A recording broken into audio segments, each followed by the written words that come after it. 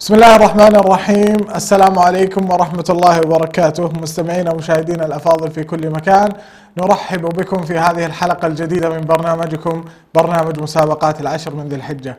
يصحبني في التقديم أخي وزميلي أنس. حياك الله يا أنس. حياك الله عبد الرحمن، وحياكم الله مشاهدينا الكرام في رابع حلقات برنامج مسابقات العشر من ذي الحجة. طيب أخي عبد الرحمن، دعنا نذكر بطريقة سير هذا البرنامج وآلية المشاركة فيه. كما جرت العادة سيتم طرح سيرة أحد الشعراء، وأول ما يتسنى لك معرفة هذا الشاعر ستكون آلية المشاركة وآلية الإجابة ستنقسم إلى مسارين. المسار الأول وهو مسار الاتصالات عبر الرقم الظاهر لكم في الشاشة وقيمتها $150، وأما المسار الآخر فهو مسار التعليقات في حسابنا في الفيسبوك وقيمة الجائزة هي $100. نعم. شاكر لك أخ أنس. الله يحييك. دعنا ندخل في صلب الموضوع لهذا اليوم. نعم. شاعرنا اليوم ليس مجرد شاعر كما جرت العادة، بل هو شاعر وقائد ومقاتل عظيم في الإسلام. نعم. وشهد مع النبي صلى الله عليه وسلم غزواته كلها قبل فتح مكة. نعم. وشهد بدرا وأحدا وما إلى ذلك، وهو خزرجي النسب. نعم. هذا شاعرنا لهذا اليوم هو خزرجي النسب، وكان يكنى بأبي عمرو، وقيل أبو محمد، وقيل أبو رواحة.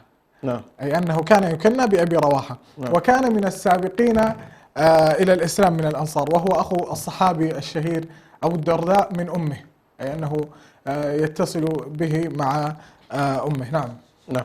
أيضا أخي عبد الرحمن هو أيضا أخو الصحابي الجليل النعمان بن بشير رضي الله عنه.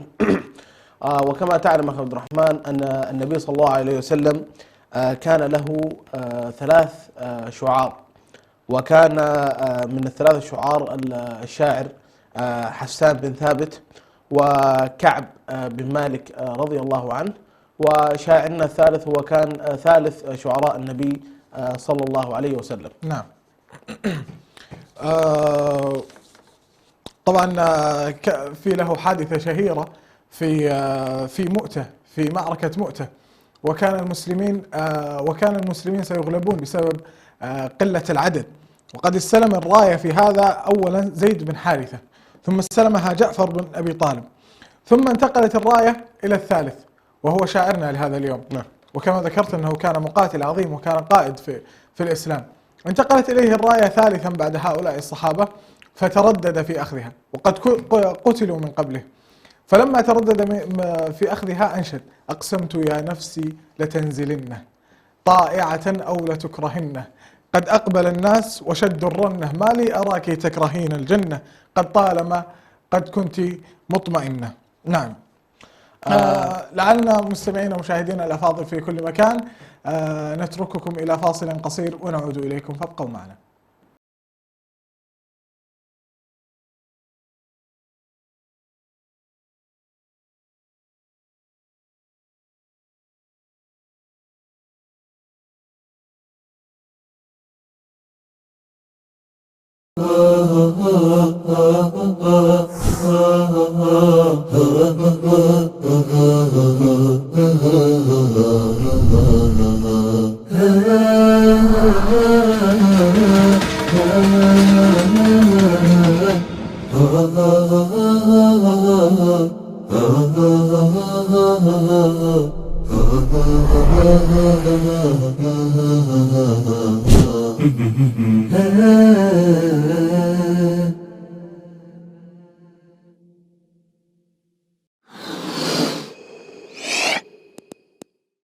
بسم الله الرحمن الرحيم.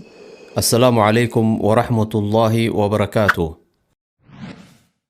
كابتن الرهي الله نبارو سناي تقبار زقبرولو فلوت معلتن اوانن بمقباري ابز اوان زي عسرت معلتتات ناي ورحي ذو الحجائين اباتن تئزاز الله مفتامن سناتات مبزحن يفتو كم حجي عمران صوم صلاة مسجادن سلقة مصوات مهابن تكبير تحميد تهليل كتب الزحي فتو كم اون قرآن مقرأن ممهارن كالق صبق سراحن مسرحن ابن عباس رضي الله عنه نبي صلى الله عليه وسلم كمزي إلوم يبل كاب كالق معلتتات نب الله استفتوا إذا نايزو الحجة عسرت معلتتات كوينن كاب ان العلي زسرح لن معلتتات يلن كمز دما إلوم حتيتم ولا جهاد في سبيل الله ولا جهاد في سبيل الله بزيك حدثب لجهاد بنفسون نبرتون كيدو فتسمو زيت ملسه ترميزي زي محلالفو إتا قندي معلتي دماني عرفة معلتيا إذا معلتي عرفة كاب كالوقت معلتتات اتبل تصلو مخنيات الله كاب قدام قال كيدان زوصلو معلتيو إذا معلت زي ناي الله هيمانوت زملاء له معلتين تصقوء ننبينا نهزبون زتمملون إيو إذا معلت زي ناي حاتيات محرت كاب جهنم مدحانن أب عرفة نزلو معلتي عيديو نبينا صلى الله عليه وسلم نتي أب حاج زي اللسب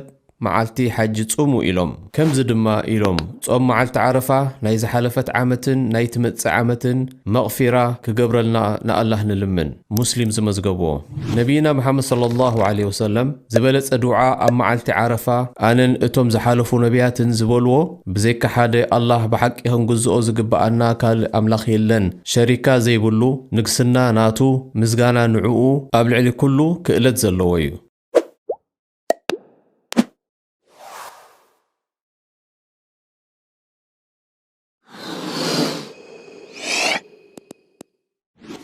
بسم الله الرحمن الرحيم. السلام عليكم ورحمة الله وبركاته. من رحمة الله بعباده أن جعل للطاعات أياما ومواسم معلومات، ومن هذه المواسم 10 ذي الحجة، فيستحب فيها الإكثار من الطاعات والنوافل كالحج والعمرة والصيام والمحافظة على الصلاة والصدقة وكثرة التكبير والتحميد والتهليل وقراءة القرآن وتعلمه وغيرها من أعمال الخير. عن ابن عباس رضي الله عنهما قال: قال رسول الله صلى الله عليه وسلم: ما من أيام العمل الصالح فيهن أحب إلى الله من هذه الأيام 10. فقالوا: يا رسول الله ولا الجهاد في سبيل الله؟ قال: ولا الجهاد في سبيل الله إلا رجل خرج بنفسه وماله فلم يرجع من ذلك بشيء. ومن أهم هذه الأيام يوم عرفة. ومن فضل هذا اليوم على سائر الأيام أنه اليوم الذي أخذ الله فيه الميثاق على بني آدم، واليوم الذي أكمل الله فيه الدين وأتم فيه النعمة على النبي صلى الله عليه وسلم وأمته، وهو يوم مغفرة الذنوب والعتق من النيران، وهو يوم عيد لأهل الموقف بعرفة. شرع النبي صلى الله عليه وسلم صيامه لغير الحاج فقال: صيام يوم عرفة أحتسب على الله أن يكفر السنة التي قبله والسنة التي بعده. قال النبي صلى الله عليه وسلم: خير الدعاء دعاء يوم عرفة، وخير ما قلت أنا والنبيون من قبلي لا إله إلا الله وحده لا شريك له، له الملك وله الحمد وهو على كل شيء قدير.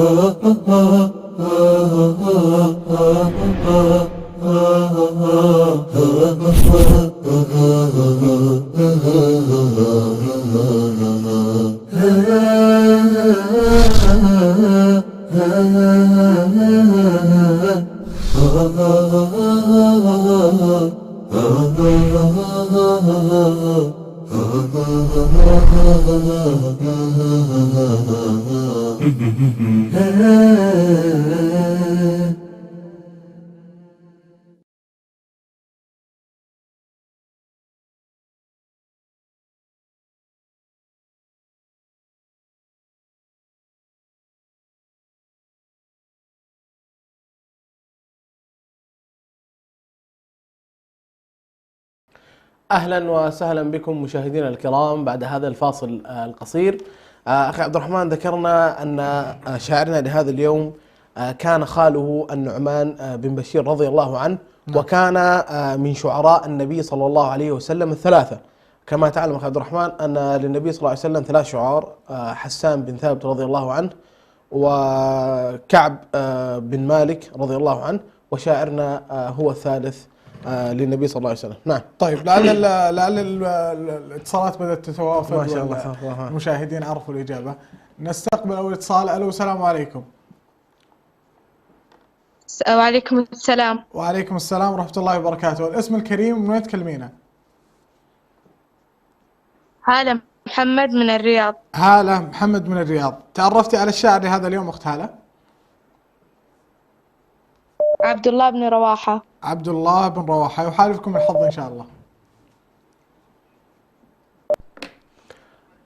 إلى اتصال آخر وضيف آخر نقول السلام عليكم.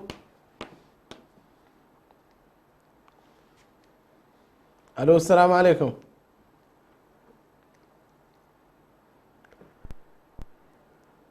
ألو، السلام عليكم.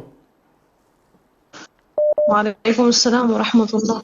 حياك الله أخي الفاضل، من معي من وين تكلمني؟ أم محمد من اسطنبول.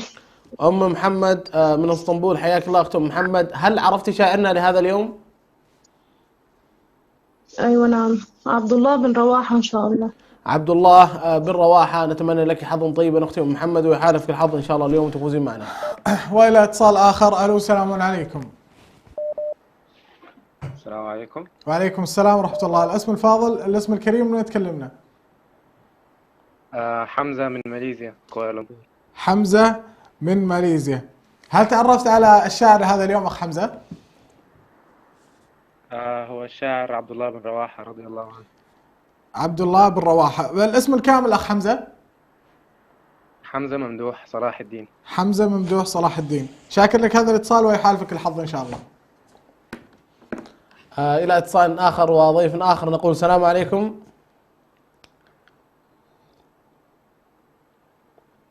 ألو، السلام عليكم.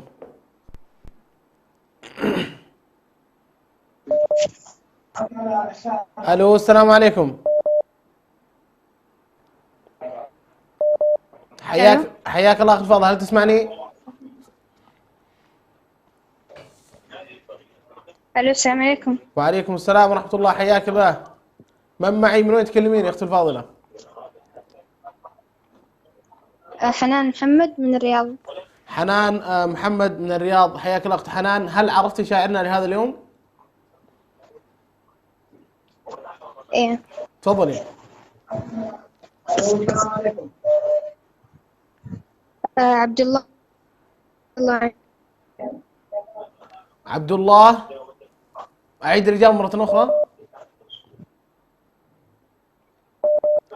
عبد الله بن رواحة رضي الله عنه. عبد الله بن رواحة رضي الله عنه. أتمنى لك حظا طيبا أختي حنان، ويحالفك الحظ اليوم معنا بإذن الله عز وجل. وإلى اتصال آخر نقول ألو، السلام عليكم. ألو. سم. أي معك رحمة رياض. رحمة، الاسم الكامل أخت رحمة؟ رحمة محي الدين. رحمة محي الدين من الرياض. هل تعرفتي على الشاعر لهذا اليوم أخت رحمة؟ اي نعم، عبد الله بن رواحة. عبد الله بن رواحة. شاكر لك هذا الاتصال ويحالفكم الحظ إن شاء الله. إلى اتصال آخر وضيف آخر نقول السلام عليكم. وعليكم السلام ورحمة الله. حياك الله أختي الفاضلة، من معي من وين تكلميني؟ أم سارة من السعودية. أم سارة من السعودية، حياك الله أخت أم سارة. هل عرفتي الصحابية لهذا اليوم أو الشاعر لهذا اليوم؟ عبد الله رواحة رضي الله عنه. عبد الله بن رواحة رضي الله عنه. نتمنى لك حظا طيبا أختي أم سارة، ويحالفك الحظ بإذن الله عز وجل اليوم. وإلى اتصال آخر. ألو، السلام عليكم. وعليكم السلام. الاسم الكريم، من وين تكلمين أختي الفاضلة؟ صابرين حسن من الرياض. صابرين حسن من الرياض. تعرفتي على الشاعر لهذا اليوم أخت صابرين؟ اي عبد الله بن رواحة. عبد الله بن رواحة. شاكر لك هذا الاتصال ويحالفكم الحظ إن شاء الله. إلى اتصال آخر وضيف آخر نقول السلام عليكم. ما شاء الله اتصالات اليوم كثيرة جدا. الو السلام السلام عليكم. عليكم. وعليكم السلام ورحمة الله. حياك الله أخي الفاضل. من معي؟ من وين تكلمني؟ معك أسامة إدريس من اسطنبول. أسامة إدريس من اسطنبول. هل عرفت الشاعر هذا اليوم أخي أسامة؟ إيه نعم، الصحابي الجليل عبد الله بن رواحة.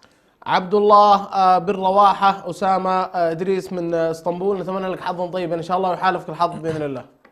والى اتصال اخر. الو السلام عليكم. وعليكم السلام ورحمة الله. الاسم الفاضل اخي الكريم ومن وين تكلمنا؟ اسم خالد القطب. خالد القطب. من وين تكلمنا استاذ خالد؟ الصحابي عبد الله بن رواحة. عبد الله بن رواحة. من وين تكلمنا استاذ خالد؟ من اسطنبول. من اسطنبول. شاكر لك هذا الاتصال ويحالفك الحظ ان شاء الله. إلى اتصال آخر وضيف آخر نقول السلام عليكم. الو السلام عليكم. وعليكم السلام ورحمة الله. حياك الله أخي الفاضل. من معي؟ من وين تكلمني؟ معك منصور زينو من تركيا اسطنبول. الأخ منصور زينو. حياك الله أخ منصور. هل عرفت الشاعر لهذا اليوم؟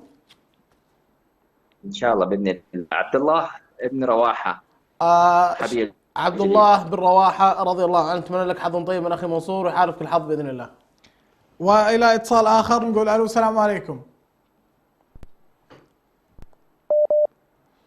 الو السلام عليكم. معنا الاتصال. أنا من السعودية. ما سمعت. من معي؟ من وين تكلمين اختي الفاضلة؟ أفنان. افنان. من وين يا افنان؟ أفنان من السعودية. افنان من؟ السعودية. افنان مين؟ عبد الله بن عبد الله بن رواحة. طيب افنان بنت مين يا افنان؟ بيان عبد الواسع. افنان بيان عبد الواسع. شاكر لك هذا الاتصال اخت افنان وان شاء الله تفوزين. إلى اتصال آخر وضيف آخر نقول السلام عليكم. الو السلام عليكم. وعليكم السلام. حياك الله أخي الفاضل. من معي؟ من وين تكلمني؟ عبد الله من اسطنبول. عبد الله. عبد الله من؟ عبد الله محمد من اسطنبول. عبد الله محمد من اسطنبول. هل عرفت الشاعر هذا اليوم أخي عبد الله؟ نعم، الصحابي عبد الله بن رواحة. الصحابي عبد الله بن رواحة. نتمنى لك حظ طيبا أخي عبد الله ويحالفك الحظ معنا وتفوز بإذن الله عز وجل بالجائزة. نعم. طيب والى اتصال اخر. الو السلام عليكم. عليكم السلام ورحمة. الاسم الفاضل اخي من وين تكلمنا؟ الو اهلا وسهلا. الاسم الفاضل اخي الكريم من وين تكلمنا؟ عليكم السلام. حسام جمال الدين من السودان. حسام جمال الدين من السودان. تعرفت على الشاعر لهذا اليوم اخ حسام؟ من عبد الله بن رواحة. عبد الله بن رواحة. شاكر لك هذا الاتصال وفالك الفوز. إلى اتصال آخر نقول السلام عليكم.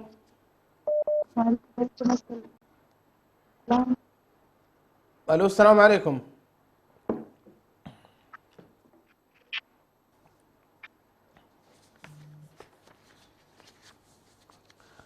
الو السلام عليكم.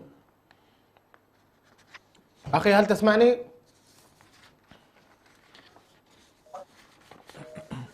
الو السلام عليكم. وعليكم السلام ورحمة الله وبركاته. حياك الله اخي الفاضل. من معي؟ من وين تكلمني؟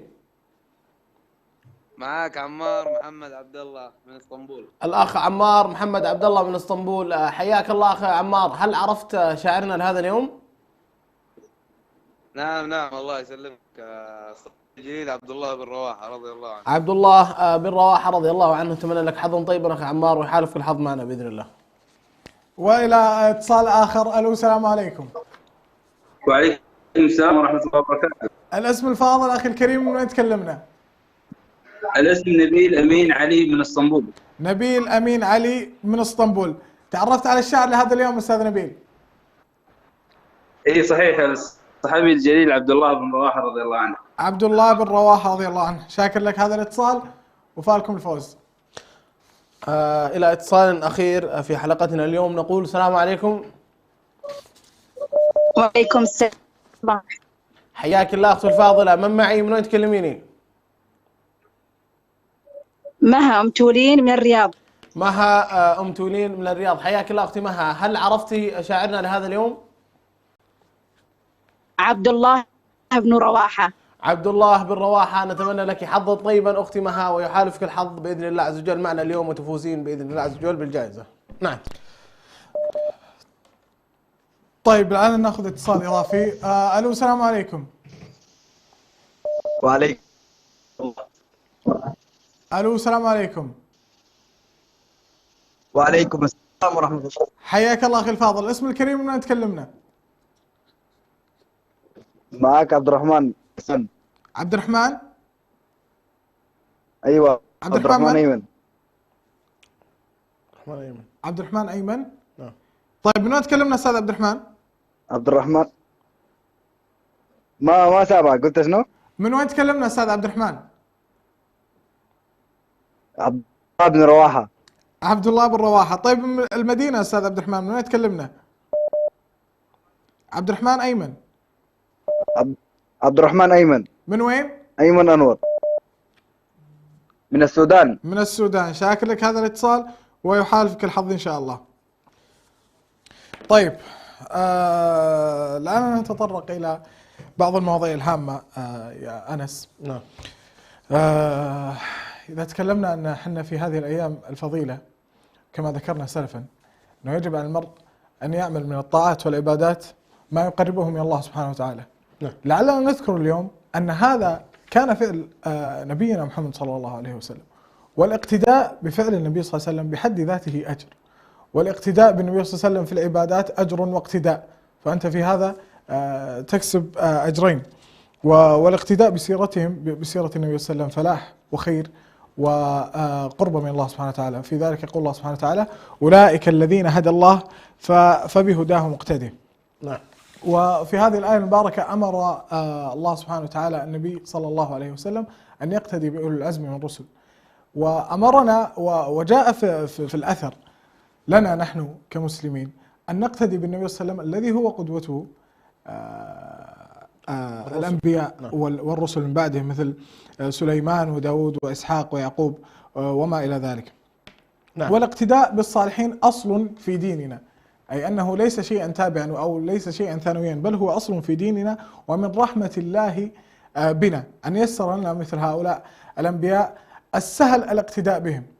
يعني النبي صلى الله عليه وسلم ما جاءك بمعجزات مادية كما جاء النبيين الأولون، بل جاءك بأشياء يمكنك أن تقتدي بها بالأخلاق الحسنة والأخلاق والأعمال الطيبة والعبادات الميسرة، مثل الذهاب إلى المسجد، المشي إلى المسجد عفوا، والسنن الرواتب والتبكير إلى المسجد وتكبيرة الإحرام وما إلى ذلك. وهو بالاقتداء به صلى الله عليه وسلم كما جاء في الأثر، كما جاء بالأثر كما جاء في القرآن الكريم قول الله تعالى: وإنك لعلى خلق عظيم. فالاقتداء بالنبي صلى الله عليه وسلم بالأخلاق الحسنة والأعمال الجيدة، اللهم صل على محمد، الاقتداء بالنبي صلى الله عليه وسلم بالأخلاق الحسنة والأعمال الجيدة يعطيك أجرا وفيرا. نعم. نعم. أيضا قد يتساءل في أذهن بعض الناس من هم القدوات التي نقتدي بهم في هذه الحياة. طبعا سيكون القدوة الأمثل في حياتنا كمسلمين هو نبينا محمد صلى الله عليه وسلم، وهو مشكاة الهدى، اللهم صل وسلم عليه، وخاتم النبيين والمعصوم من الزلل، وأكمل الناس أخلاقا، وقد مدحه الله عز وجل في القرآن الكريم، وقال الله تعالى: وإنك لعلى خلق عظيم، كما ذكرت أخي عبد الرحمن. نعم. ولو كان الاقتداء بالنبي صلى الله عليه وسلم عسيرا لما جاء بهذه الصورة السهلة المقربة إلى القلب والروح. وقد بعث النبي صلى الله عليه وسلم ليتمم مكارم الأخلاق. فالآن أنت عندك جانبين في الاقتداء بالنبي صلى الله عليه وسلم، بأخلاقه وقد بعث ليتمم مكارم الأخلاق، وبعباداته. تمام؟ فالاقتداء بالأخلاق بحد ذاتها أجر ورفعة، والاقتداء بالعبادات وما إلى ذلك أيضا أجر وعبادة. الإخوة والأخوات المشاهدين الكرام، وصلنا وإياكم إلى فاصل قصير، لا تذهبوا بعيدا، فاصل قصير ونعود إليكم.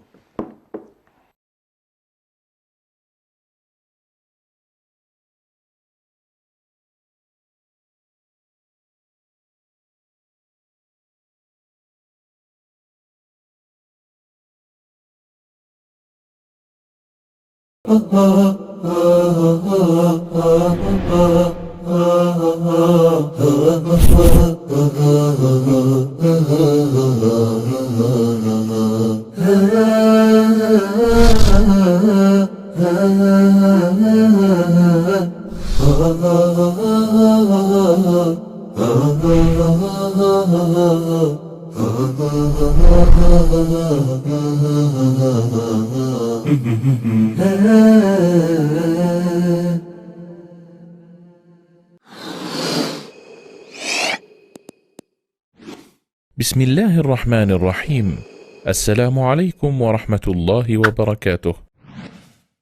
من رحمة الله بعباده أن جعل للطاعات أياما ومواسم معلومات، ومن هذه المواسم 10 ذي الحجة، فيستحب فيها الإكثار من الطاعات والنوافل كالحج والعمرة والصيام والمحافظة على الصلاة والصدقة وكثرة التكبير والتحميد والتهليل وقراءة القرآن وتعلمه وغيرها من أعمال الخير. عن ابن عباس رضي الله عنهما قال: قال رسول الله صلى الله عليه وسلم: ما من أيام العمل الصالح فيهن أحب إلى الله من هذه الأيام 10. فقالوا: يا رسول الله، ولا الجهاد في سبيل الله؟ قال: ولا الجهاد في سبيل الله إلا رجل خرج بنفسه وماله فلم يرجع من ذلك بشيء. ومن أهم هذه الأيام يوم عرفة. ومن فضل هذا اليوم على سائر الأيام أنه اليوم الذي أخذ الله فيه الميثاق على بني آدم، واليوم الذي أكمل الله فيه الدين وأتم فيه النعمة على النبي صلى الله عليه وسلم وأمته، وهو يوم مغفرة الذنوب والعتق من النيران، وهو يوم عيد لأهل الموقف بعرفة. شرع النبي صلى الله عليه وسلم صيامه لغير الحاج، فقال: صيام يوم عرفة أحتسب على الله أن يكفر السنة التي قبله والسنة التي بعده. قال النبي صلى الله عليه وسلم: خير الدعاء دعاء يوم عرفة، وخير ما قلت أنا والنبيون من قبلي لا إله إلا الله وحده لا شريك له، له الملك وله الحمد وهو على كل شيء قدير.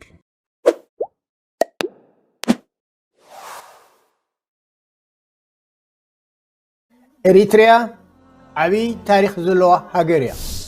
ብመከራን ብመስዋዕትን ብዓወታትን ዝሓለፈት። እስኪ ነዚ ዓብይ ታሪክና ገንፂልና ንምርኣይ ታሪክ ኤሪትሪያ ኣብ ትሕቲ ዝብል መደብ ኣብ ሰላም ቴሌቪዥን ይራኸበና።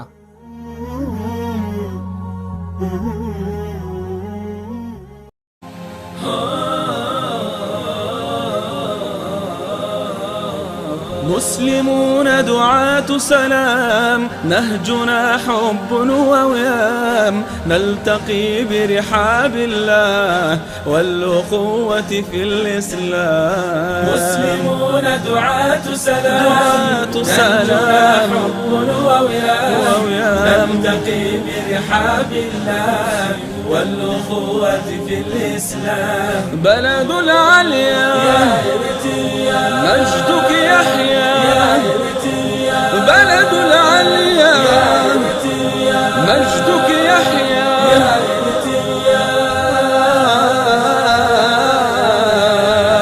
يا إريتريا. مسلمون بكل يقين، إخوة وحدنا الدين. مسلمون بكل يقين، إخوة وحدنا الدين. صفنا بالله متين، صفنا بالله متين. دربنا درب بسام دربنا درب بسام مسلمون دعاة سلام نهجنا حب ووئام نلتقي برحاب الله والأخوة في الإسلام بلد العليا مجدك يحيى بلد العليا مجدك يحيى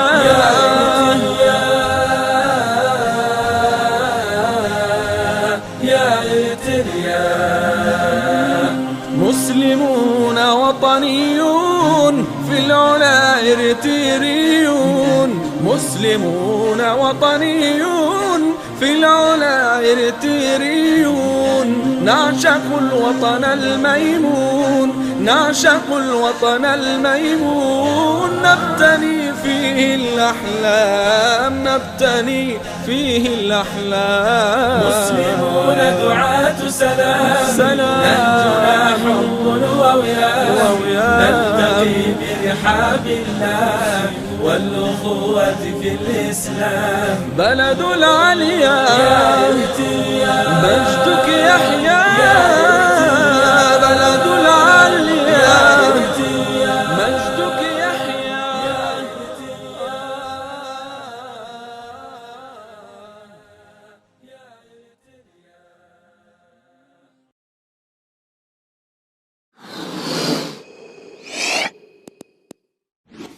بسم الله الرحمن الرحيم. السلام عليكم ورحمة الله وبركاته. من رحمة الله بعباده أن جعل للطاعات أياما ومواسم معلومات، ومن هذه المواسم 10 ذي الحجة، فيستحب فيها الإكثار من الطاعات والنوافل كالحج والعمرة والصيام والمحافظة على الصلاة والصدقة وكثرة التكبير والتحميد والتهليل وقراءة القرآن وتعلمه وغيرها من أعمال الخير. عن ابن عباس رضي الله عنهما قال: قال رسول الله صلى الله عليه وسلم: ما من أيام العمل الصالح فيهن أحب إلى الله من هذه الأيام 10. فقالوا: يا رسول الله، ولا الجهاد في سبيل الله؟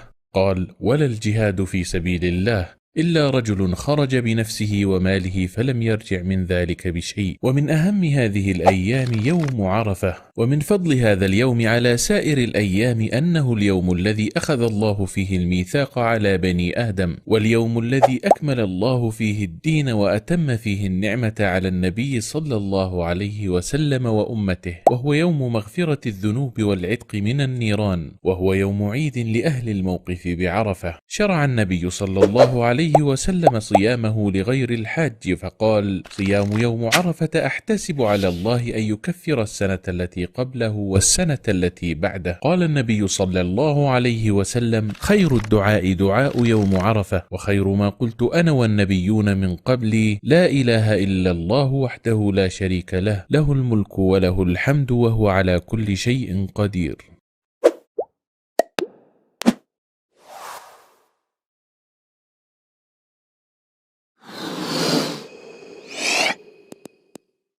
بسم الله الرحمن الرحيم. السلام عليكم ورحمة الله وبركاته.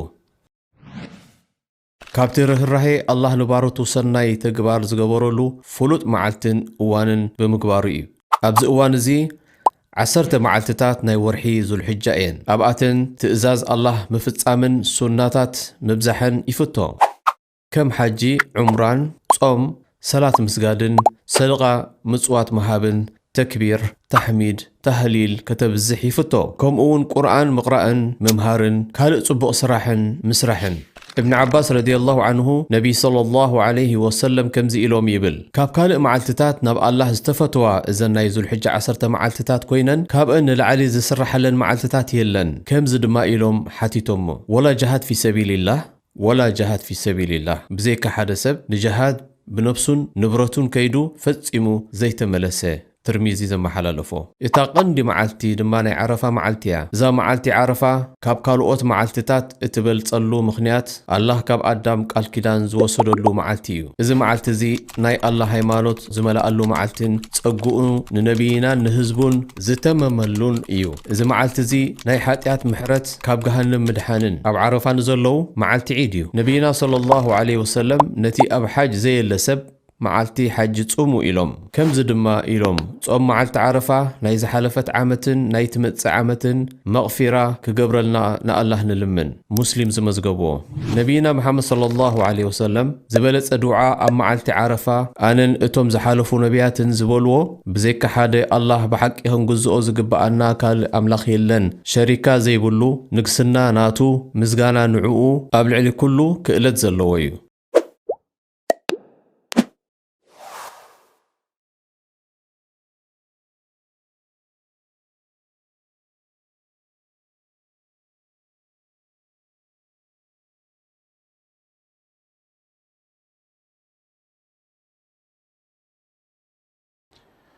عدنا لكم مشاهدينا ومتابعينا الأفاضل في كل مكان بعد هذا الفاصل ووصلنا إلى نهاية هذه الحلقة وفقرة السحب على سؤال اليوم.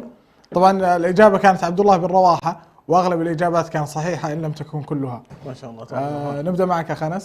نبدأ بسحب الاتصالات ونذكر قيمتها هي $150 و الفائز معنا طبعا على الاتصالات كانت كثيرة جدا اليوم عبد الرحمن.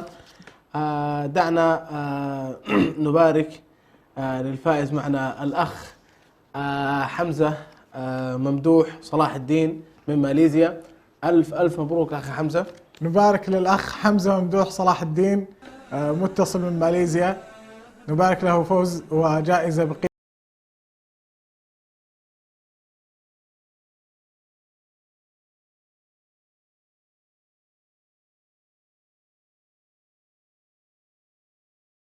نعم الأخ حمزة ممدوح صلاح الدين من ماليزيا نبارك لك هذا الفوز ولباقي المشتركين إن شاء الله يحالفكم الحظ في يوم آخر. الأخ حمزة ممدوح